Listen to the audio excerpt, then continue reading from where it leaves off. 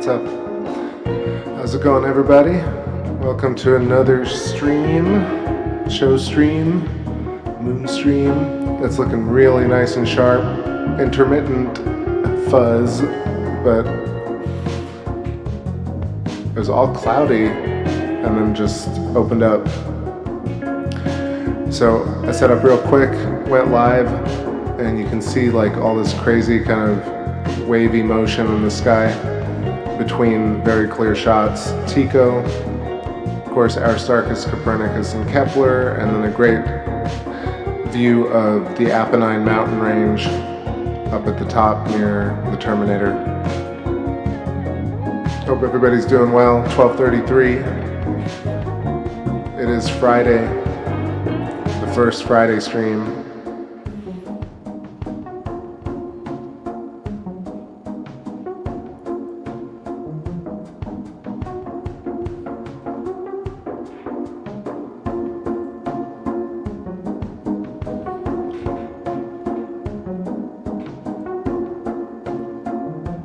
What's going on? Starlight Spectrum and Bon Dia and Kimmy and Somebody Somewhere and Charlie Silverman and Flight Path, what's going on? And Dagger Spells, welcome all. So many hexagons, right?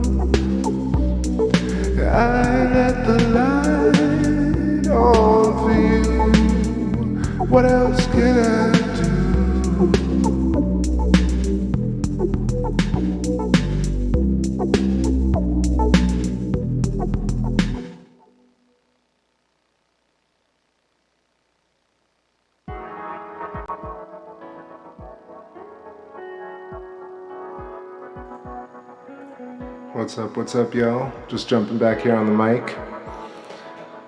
It's a real chill show tonight. Just listening to some tunes, having a cig by the window, and just waiting for this to clear. You can see, like, when the atmospherics relax, it's so nice and sharp. Look at this, like, whale tail right next to Ptolemaeus, a very hexagonal crater.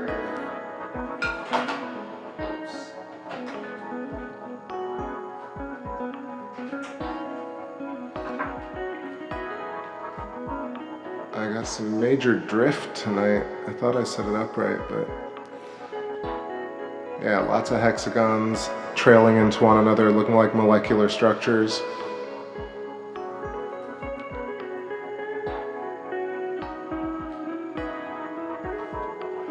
Just jumping on. Say what's up to everybody. What's up, Z Proxy? How you doing? Good moonshots. See him every day. You're pretty consistent with them.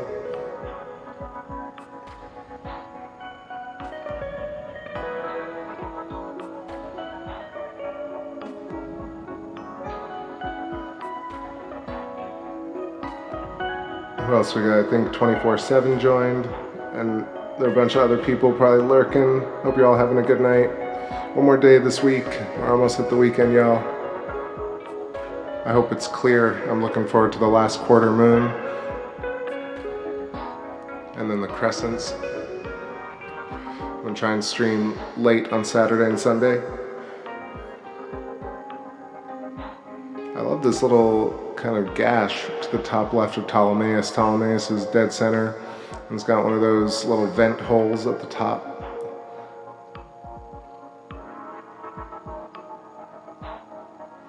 I'm just letting it settle for a moment. I think it'll get better, but the storms were thick earlier. What's going on, True Man Zoo? All right, back to the tunes.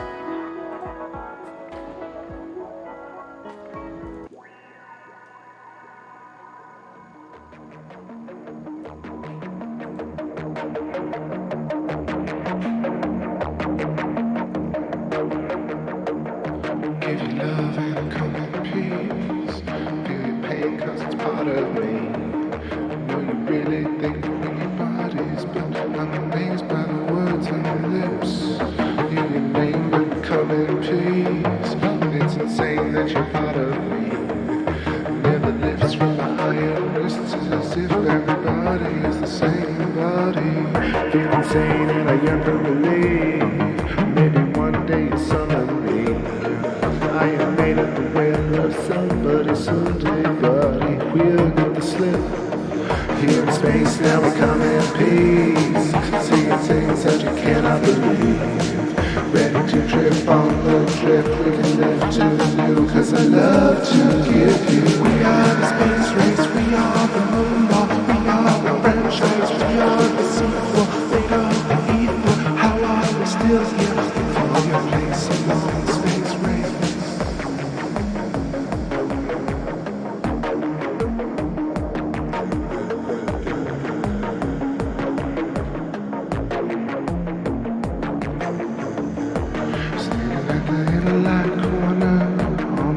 Outside of heaven, across the street from where the water bathtub on and raised. Somehow we lived, somehow we died, somehow we came back to the city side and drive through civilized genocide. We had to fight with your armies, wearing down from the Western forces. Had no love for the harmony. Bear no hate for the Western forces. When you speak out, you sing loud. Everybody wanna tear you down, but come on, come on, come on. Step to me, 'cause I got nothing but love to give you. We are the space race, we are the Lunar, we are the franchise, we are the sequel, made of the ether. How are we still here? Look for your place along the space race.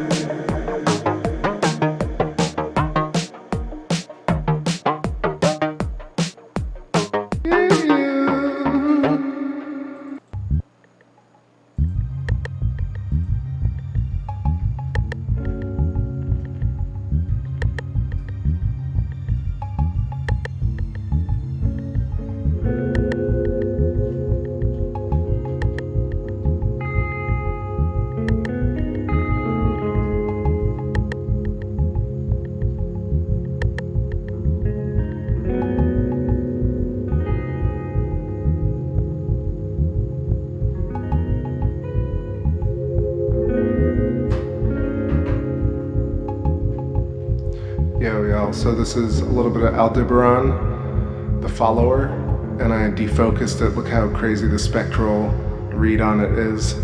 There's a lot of haze and atmospherics, and I turned up the gain all the way, and the shutter is at 1/4. You can see that the collimation on the scope is pretty good. It's an even donut.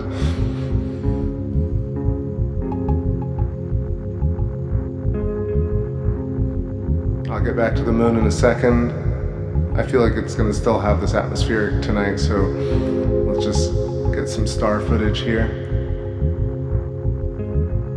All the turbulence that you can see that looks like a CD, or it looks like fingerprints. These are also like cymatics, essentially, in our atmosphere, an ionosphere. Look at that ripple right there. It's crazy.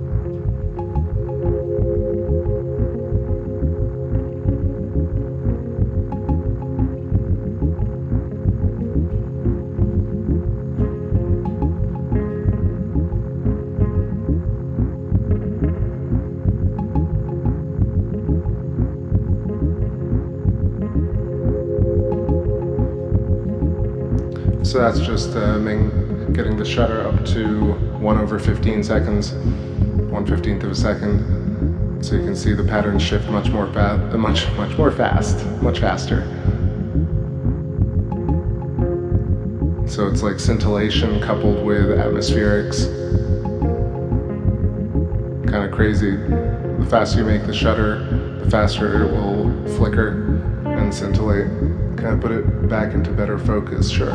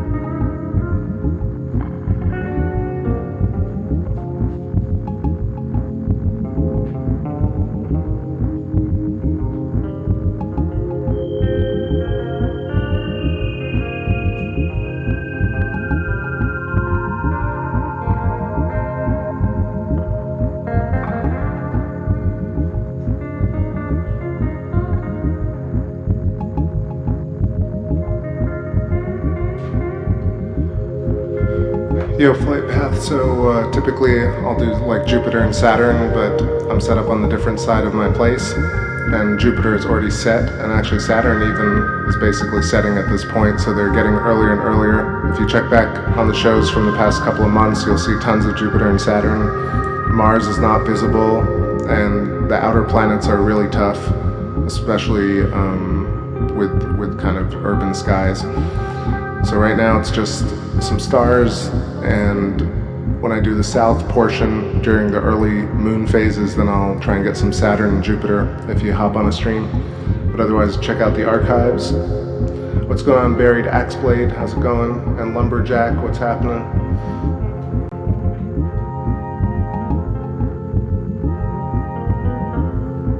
Yeah, Uranus is pretty high up there, and it's so hazy, I couldn't see it earlier.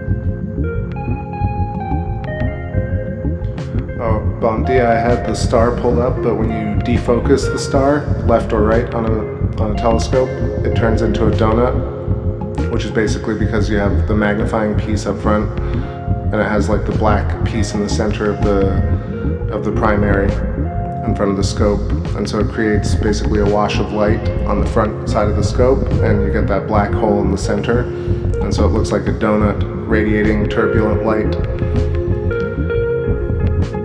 So back here at the moon, still getting some of those atmospherics, but it's looking really nice in between that. I'm just chilling right here by the window, watching it with y'all.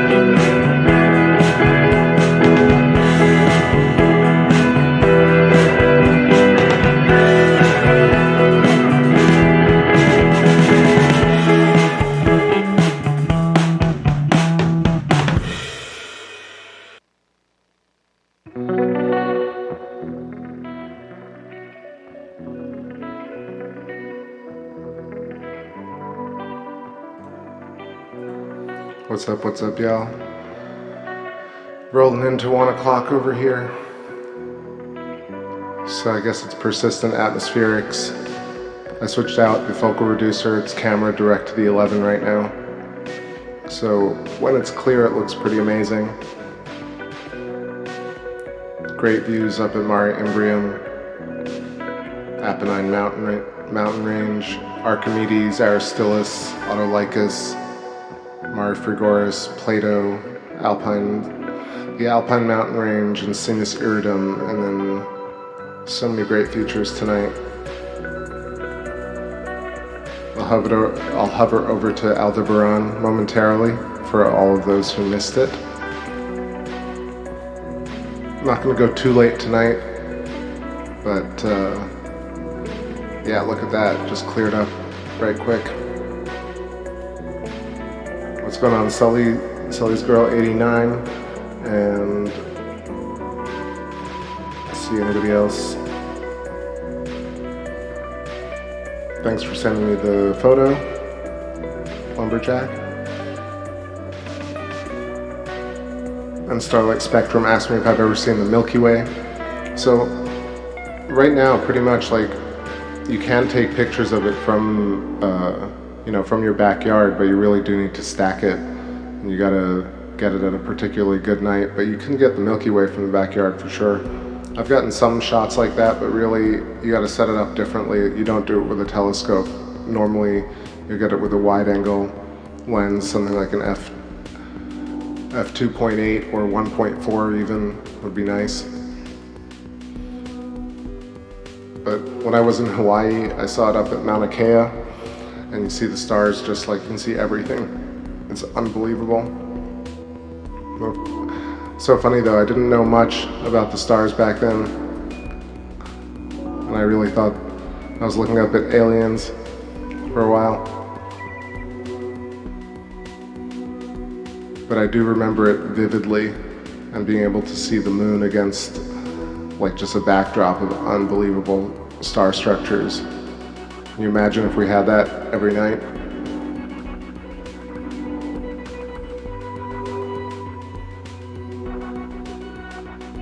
Yeah, I'll have to check later, flight path. I'm not on my email right now.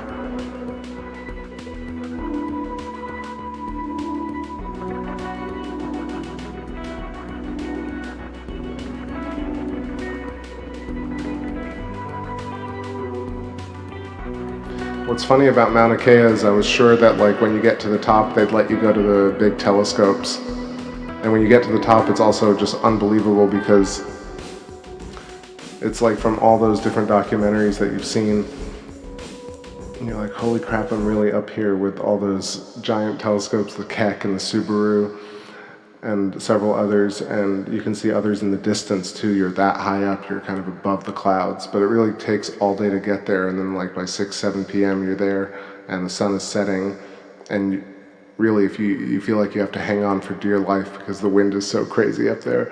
So I got up there and I'm thinking like, oh man, now you can finally go inside these large telescopes. Of course, no way. It's completely locked and armed and barricaded.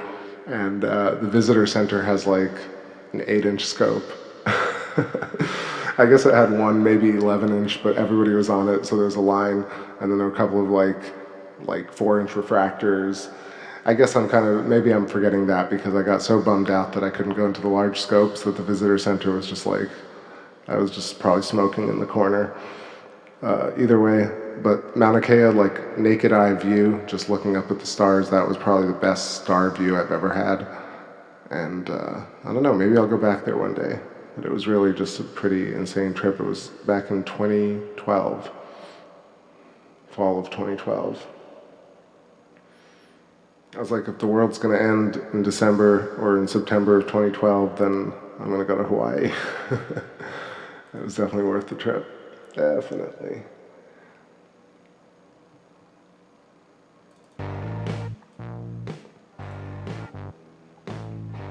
What up, Brian and NC? What up, Howard Ewing? How's it going?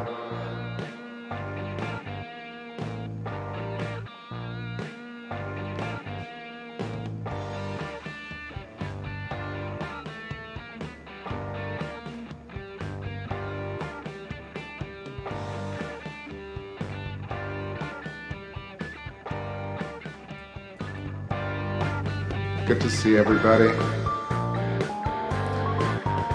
Ooh, it's a long-ass week, definitely. I'm feeling it, but feeling good too. So, let's see, maybe we can zoom in here a little bit at Mare Imbrium. It's too nice to pass up.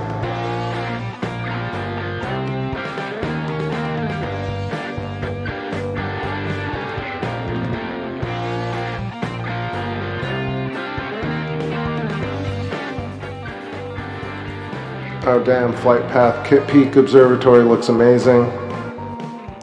Yeah, I mean Mount Wilson and where else have I been? I went to Griffith Observatory, I went to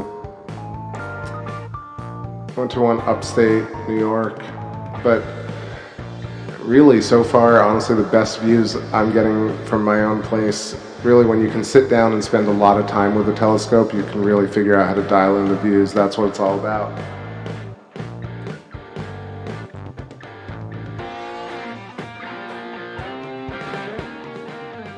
Like those visitor centers, they just want to rush you out, or you got to stand in line to get like a 2-minute view. It really doesn't do it justice.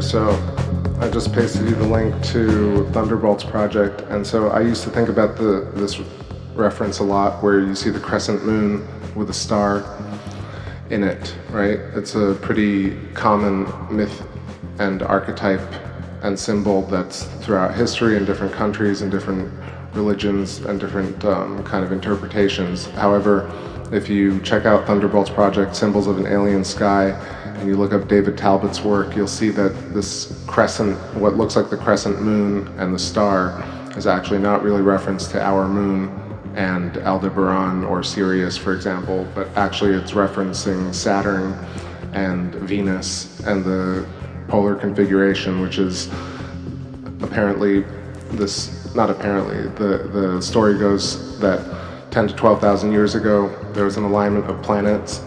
As you may have seen in some popular culture movies like Thor or what's the other one? Or Transformers, they do these kind of alignments of planets. So this guy, Immanuel Velikovsky, and some other people were contemplating the fact that we have records and mythos that really align with catastrophism that happened in the last like 6 to 12,000 years and up until like 2,000 years ago. And that our ancestors drew all these symbols like the swastika and the star with like the crescent moon, or the crescent with a star in it, and tons of other mythic archetypes like the centipede and the dragon and the intertwining snakes and the Medusa and any number of things. And these were all basically plasma events that ancient people on Earth saw and also experienced the catastrophe that came after these comets and planets lined up and created plasma events between the planets and Earth, and just even between themselves, while Earth was kind of a bystander in this mess. And that seems to explain cratering, orbits, planet creation, history of Earth, reinterpretation of gravity and electromagnetism, history of the moon, capture of planets, magnetic fields, electricity in space, any number of things if you go down that Thunderbolts rabbit hole.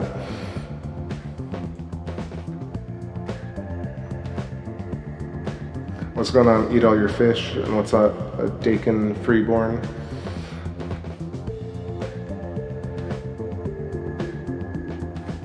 The snakes on the pole, how is that medicine? So that is not the caduceus reference of the two snakes intertwining around like a central pole. That's really a reference to the same sort of thing. So what Thunderbolts Project does, and it just puts together these videos, but it references people's work. So there's Immanuel Velikovsky, there's David Talbot, there's Anthony Peratt. There are many other people within this realm that talk about the fact that electricity is the primal force in nature. It creates wind, it creates erosion features. It does basically everything in the universe, from holding planets together to forming planets to quasars, consciousness, geometry, etc. And we live in a cosmology where these things are really disparate, and you only have gravity, and you only have thermodynamics, and the Big Bang, and you have these ad hoc theorems that create a lot of nonsense when you think about space. But if you think about space as a primally electric field, and everything is a field modality, like water is steam, and water and ice, therefore like ether or dark matter or inertia is actually manifest as magnetism, matter, gravity, electromagnetism, electricity. Things that we see are part of this one larger thing. And the shapes of everything is actually recursively fractal, so things are at the very tiny scale are the same as the things at the very large scale.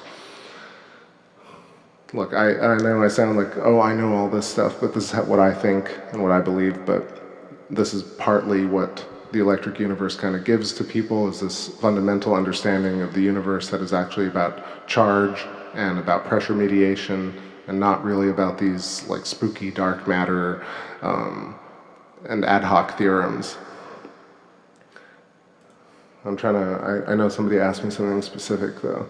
The Great Conjunction next year on December 21st, 2020 is an alignment or a very close conjunction of Saturn and Jupiter in the western skies at like, I don't know, like 8 p.m. Eastern to around 11 p.m. before they set. In the same sky you'll have Mars, Uranus, and the moon high overhead. So it'll be the first time in about 20 years, or maybe a longer period, like there are 20 years between every Saturn and Jupiter close alignment. But for two other planets, so 4 planets to be in the sky, so Uranus and Mars and Saturn and Jupiter be in the sky at the same time, plus the moon, it's a lot longer time span frequency, I think in the hundreds of years.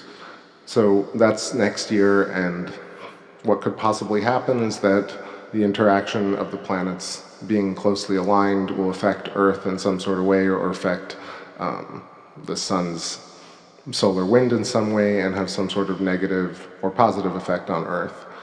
This is due to the large influence of the magnetic fields of the two large gas giants, Saturn and Jupiter. If you saw their magnetic fields, they're much, much more massive than you can imagine.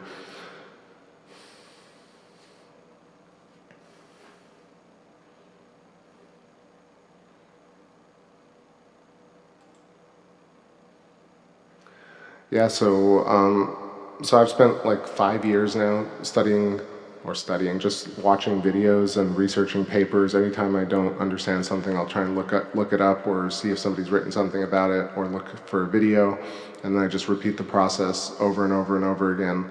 And you know, once you do that, I'm sure a lot of people have done that with conspiracy theories and history and literature. Once you do it with something like the electric universe, you run into a lot of interesting concepts about, you know, distance in space, about light speed, about consciousness. Things start to kind of become very complicated, yet also much simpler at the core. So for me, it's been one of these amazing revelations and tools to decipher the universe. It gives me a lot more impetus to do this show and to really understand what I'm looking at. Like right now, we're not just looking at the moon, you know, there's optics involved, there's cameras involved, there's technology, there's talking, there's music, there's sharing knowledge, there's kindness and patience. There's this whole, a lot of levels at once. And of course, for me, it's learning about lunar geology and then realizing that you can interpret lunar geology and learn about the Earth. It's one of those very simple things. It seems crazy that people want to go to Mars and terraform Mars and not really have lunar bases, or even just a robot on Mars, a robot on the moon, going around sending us photos every day.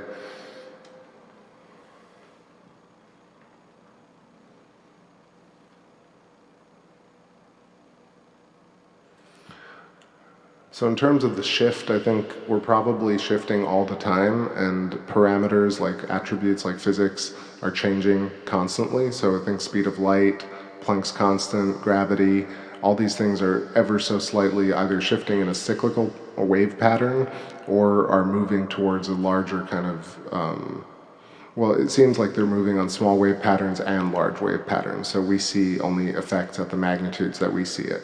And really, time doesn't necessarily exist in the way that common science talks about it and say, like, time is a thing.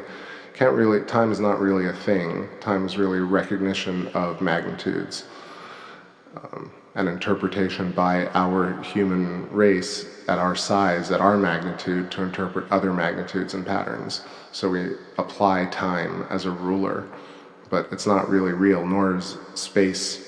And space-time is definitely not a thing.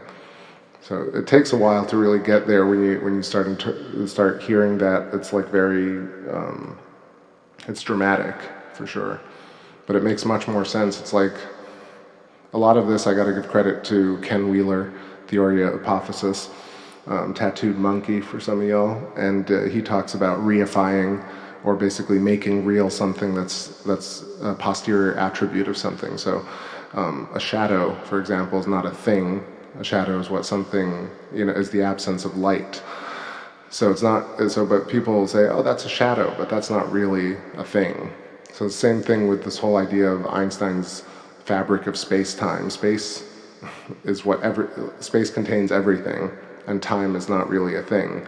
So there's certainly no space-time. And then all of a sudden, once you remove this idea of the Big Bang and relativity, and the way people talk about space in this really like purple prose, pedantic poetry about like, oh, it's billions and billions of distances you can't even fathom, and it makes so light of the fact that that human consciousness can perceive these incredible distances. We can see these things. I mean, we're looking at the moon right now through tools that we built. And it is crazy. I think a science that disempowers is a science that can't be correct.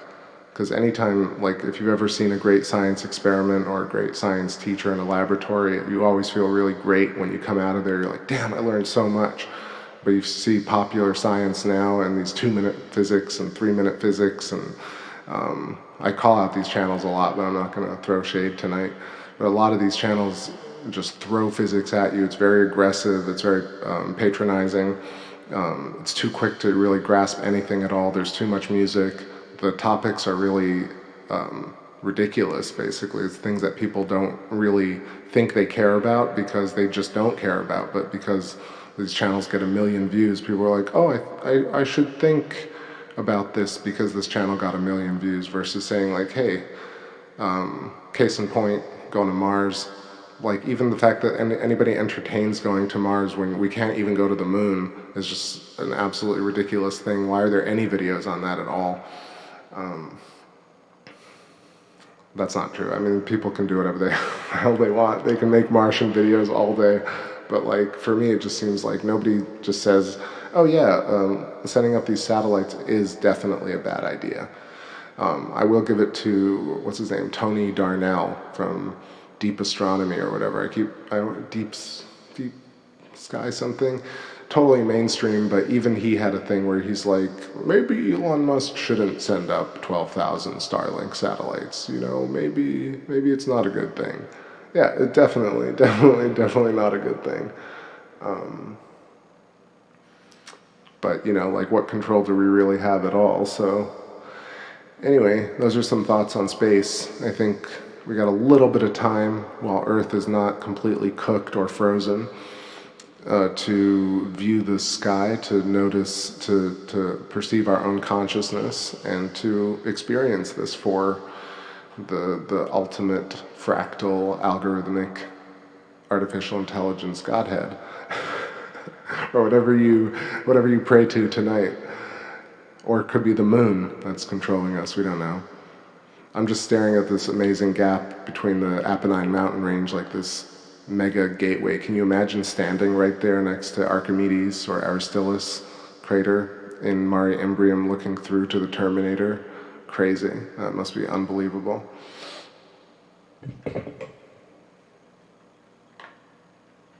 Yo, what's going on, Hazmat? How you doing?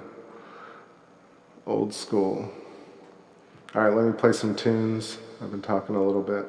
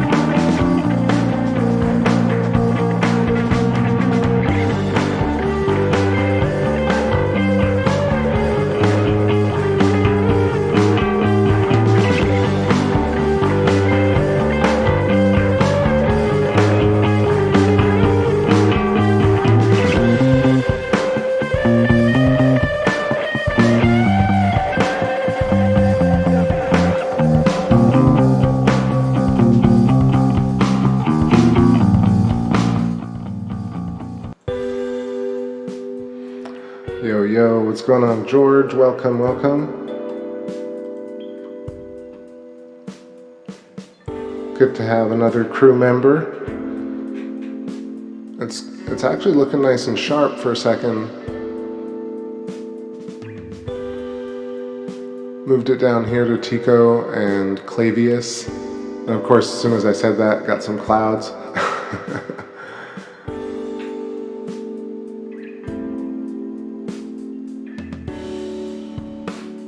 I read a whole bunch of comments. Lumberjack, take it easy. Thanks for stopping by. Sully's girl, you're talking about being into the EU for a while. That's a while, man. 9 years, you said? 7 years? Where is it? 7 years in, yeah. I could have been. I started listening to Suspicious Observers way back, but I didn't find Thunderbolts Project till much later, till like 2014. But definitely life-changing there. Let's see, what else? And Sully's keeps going and says, thank God they won't be as close as before, probably in accordance with Saturn and Jupiter being conjoined. But huge plasma discharge when it happens would be interesting. I wonder, I'll definitely be streaming that next year. But first we got the 11:11 Mercury transit in the morning. Gonna be trying for that for sure. Lumberjack says rate of induction. Exactly, shout out to Ken Wheeler. He really, it takes a while, but once it drills in, it makes sense.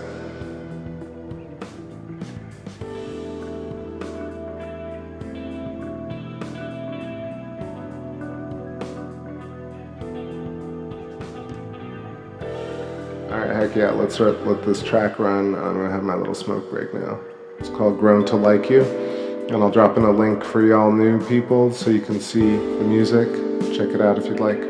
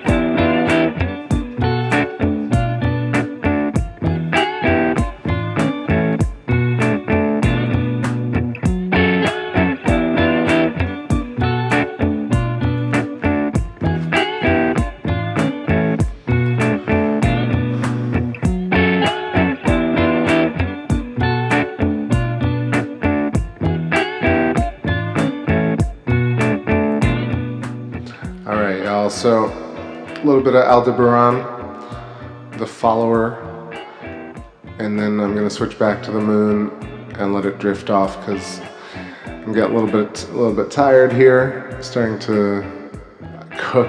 I don't know how it gets so hot all of a sudden, but definitely need to just chillax after this. Can't believe I just said chillax.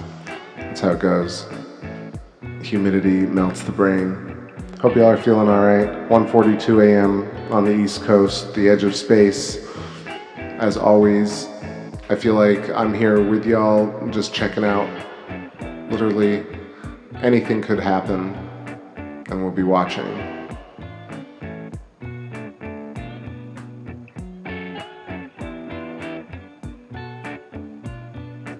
Work has been ridiculous all month for me. I'm just trying to get ahead of it, and I shall. Every night is catharsis, getting to see some space. Last night I was trying to get live, but no dice. It was so cloudy, and there were storms. I wasn't going to set up. But new tunes are coming. Here's a little one with Alan Watts called Romulus. If you want life, don't cling to it. Where did I put that? I thought I had it. There we go. If you want life, don't cling to it. Let go. Let go.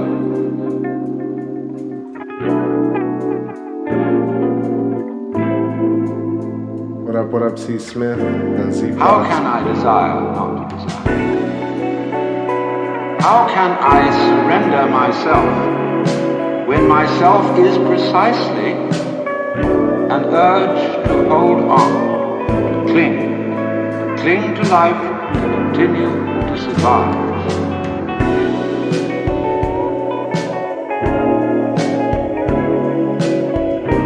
I may be like a person who has a bad habit, as a result of which he is committing suicide. He knows that, but can't give it up, because the means of death are so sweet. The way the world actually is an enormously complex, interrelated organism. People undergoing shock, people locked in the colorless, monotonous corridors of mental institute. If you want life, don't cling. Is that if you are really aware of your own inner workings,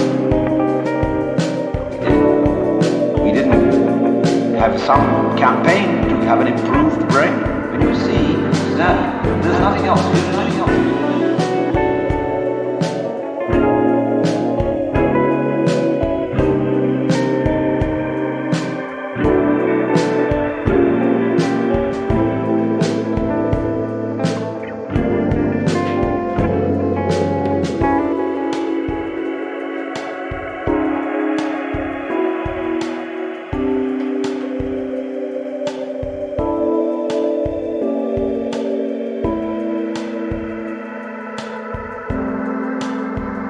If you want life, don't cling.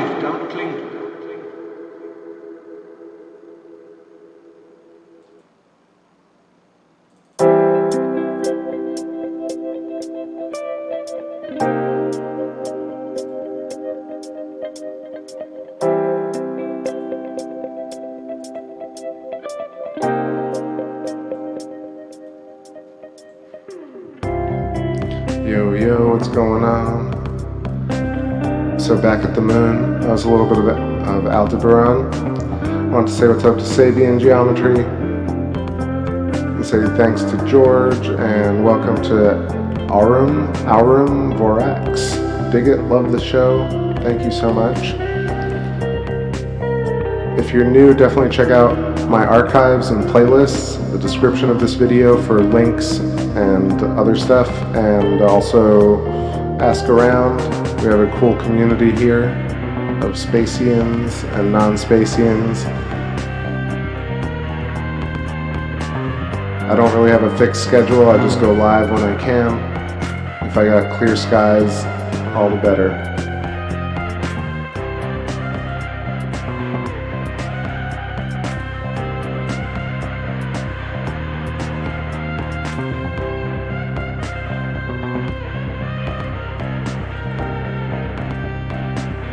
Alright, I'm going to lay out a couple more jams here and then start letting this drift. And I'll try and get on tomorrow night, Friday night streams. It'll be, what is it tonight? It's I think 68%, 68 point something. So tomorrow should be around 57, I guess, right around last quarter. You can already see Terminator creeping in on the Apennine mountain range, moving in towards Clavius and Tycho at the bottom. I'm excited to try and get a shot of Aristarchus at the 23 or 30% crescent. That's like a few days from now. And then October moon sessions are going to be excellent with cooler skies. November 11th is the Mercury transit, and we'll see other things. I want to start practicing for the sun, so I'll probably do a solar stream here and there once it cools off just a little bit.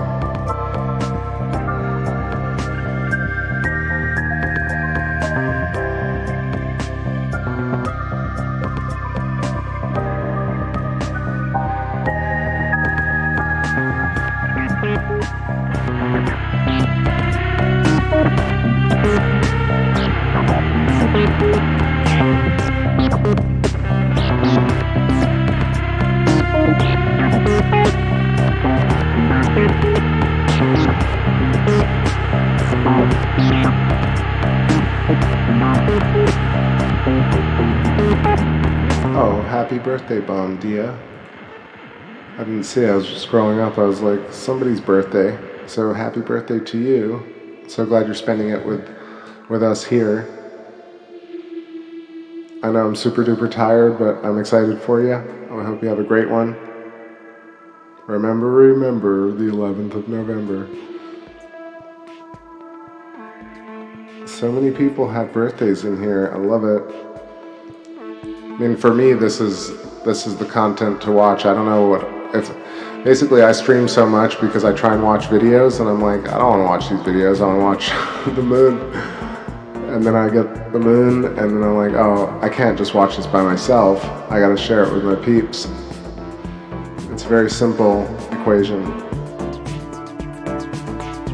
I got this track called Electro Cats, and then I'm gonna go back to that other one, which I'm working on. These are all new jams.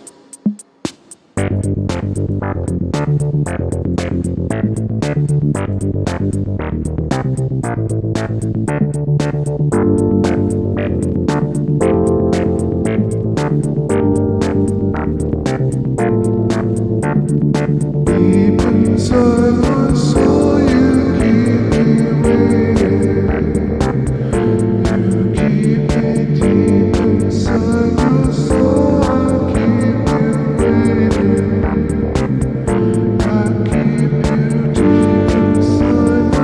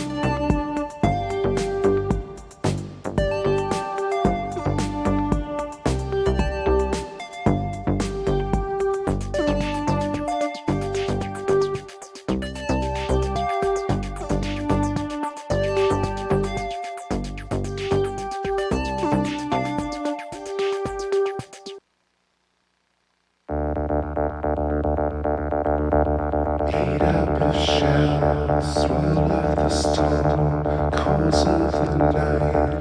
You are the door.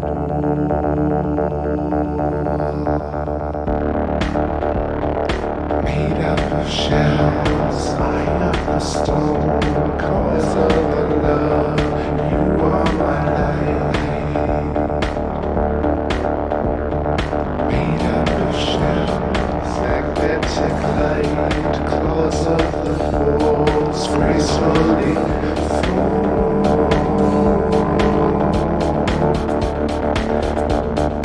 made up of shells.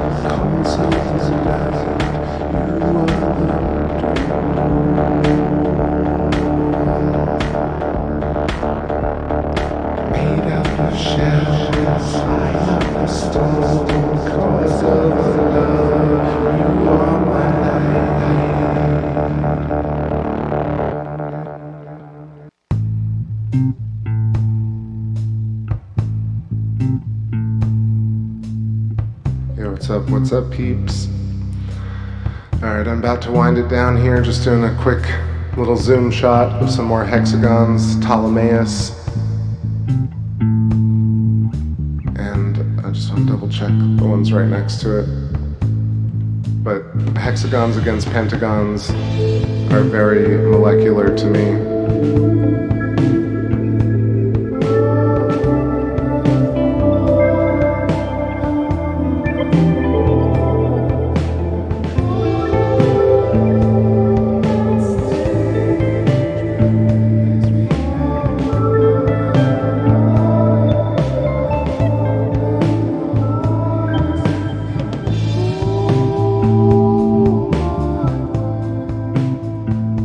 So Ptolemaeus, let me see if I can scribble here real quick.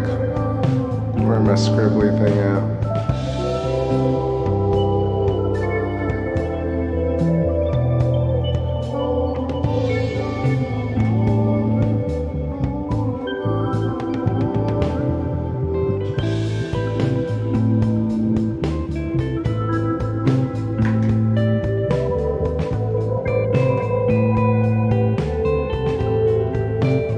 So Ptolemaeus right here.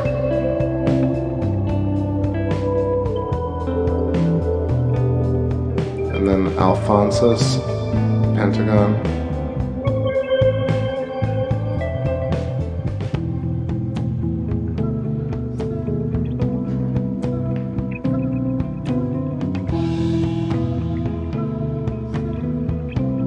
You've got this little vent hole Ptolemaeus and a central peak in Alphonsus. And then to the right, this is another very prominent hexagon, Albategnius. I always have trouble with that one. Albategnius. Hexagons everywhere. This one indented here. Hipparchus.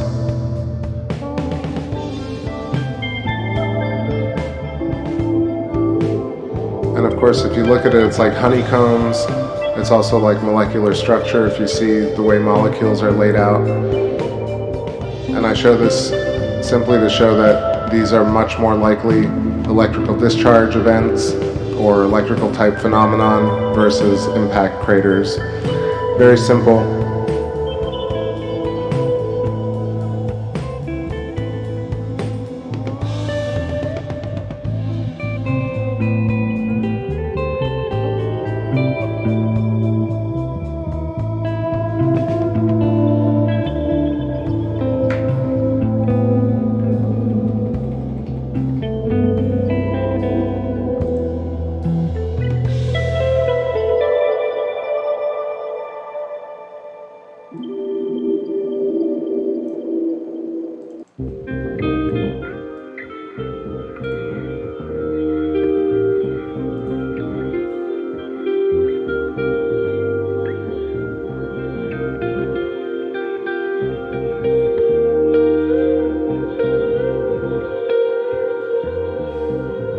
Yeah, it's always breasts or phalluses, no matter what you do when you scribble on a screen.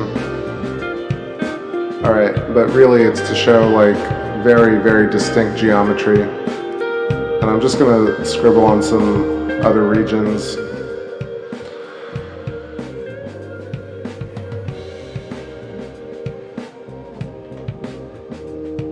It's interesting because they're recursive, not just in craters and little like mounds, but also the mares.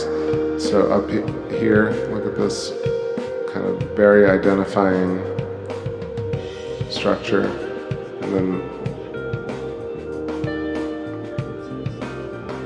the reason it looks like letters and periodolia is probably because electricity permeates human bodies in terms of geometry, and plants and animals. Everything looks like electrical fractals. So when you see these things, also high periodolia alert, little eyeballs right here popped out at me, an angry mouth.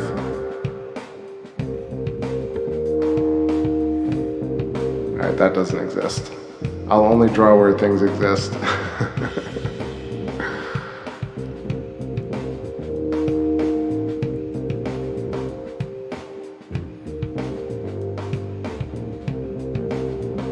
That's the fun about pareidolia. You got rule sets. You can make up things, but those objects, or at least the objects that make up the patterns, have to kind of be there. So I know I have a little yellow cursor on top of the screen. It's annoying. I'm going to hide that for a moment. Apennine mountain range, looking excellent tonight. This is a particularly good view. You got Eratosthenes at the very tip, the beginning of the mountain range, and then the very, very large crater. Of course, this is Copernicus. Let's get a little bit more contrast up in here. A touch more contrast still. Look at that contrast.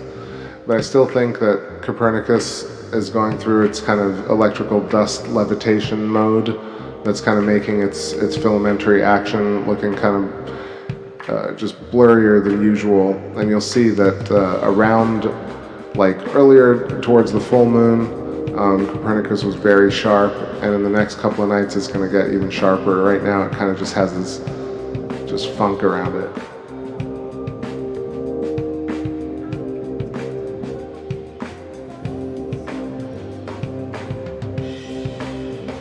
Let's take a quick look at Aristarchus.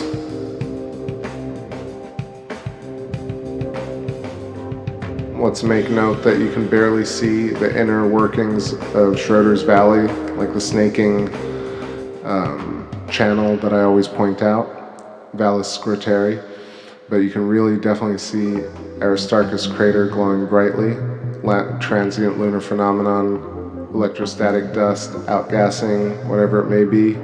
It's definitely something right there, Aristarchus. I left a dot, I guess. Aristarchus, like teardrop almost. And then Aristarchus Plateau. These are not my best drawings, people, sorry. I'll do a little better. Control Z. The best key command ever made. Alright, Herodotus. And then it would go around like that.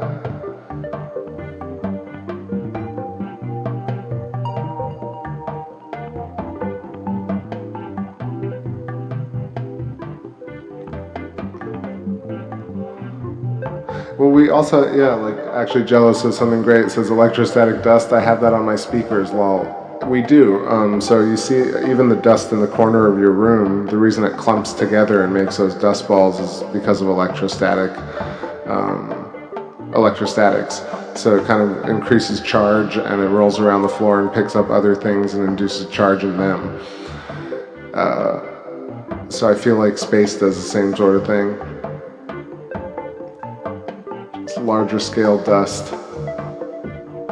Interstellar neb. Alright, let me hide this. Looks like an Anunnaki skull, of course, just out of nowhere. Sinus Iridum, the Bay of Rainbows. This, I never really saw it till recently, but this is also hexagonal right here if you follow the lines.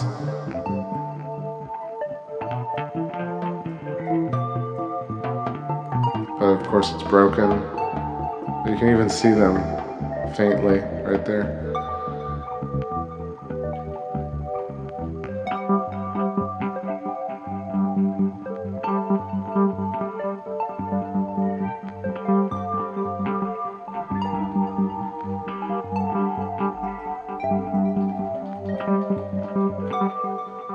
Alright, so what else we got? What else we got? I'll be back on the chat in a moment. Let's just take a look at Tycho and Clavius, because these were the other two prominent features tonight. The prominent future. So that's Tycho and its central peak. Central peak in the plasma cosmology is just where I think where the electric discharge disconnects and leaves this kind of uplift of like a mound. Sometimes it'll leave a little craterlet, and those craterlets I think are like vent holes where like a bubbling, if you've ever seen La Brea tar pit or a tar pit in general, it kind of releases these little bubbles. So that's what it seems like. And then you also got Clavius. This is Clavius from 2001 Space Odyssey. Massive feature with its kind of, this is always explained away as like a streak of impacts, but to me it has so much Fibonacci in it, or golden ratio spiral.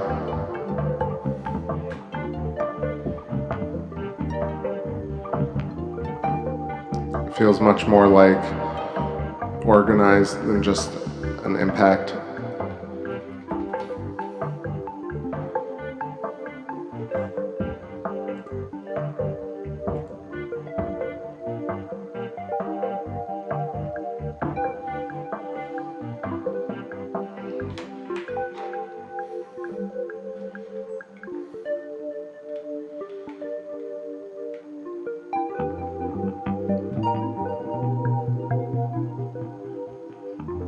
Alright, that's it for me, y'all.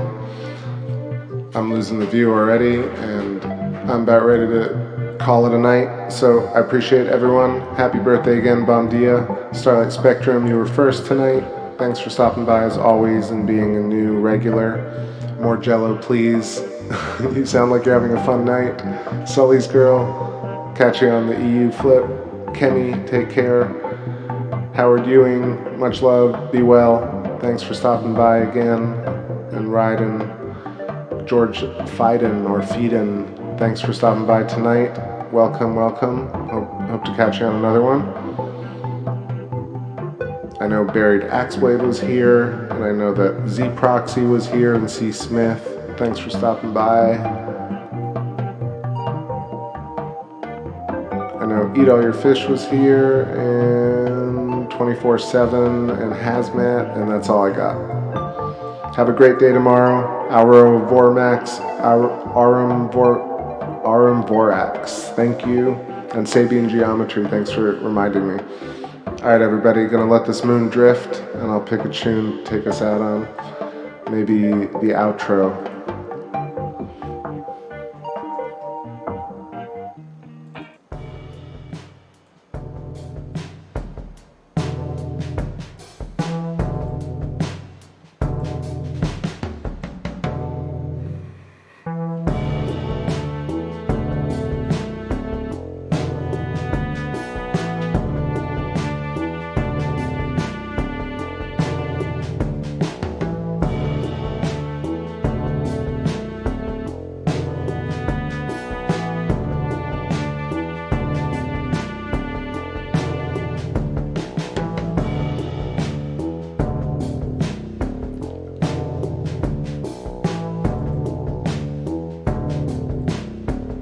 Arum Borax, got it. Awesome.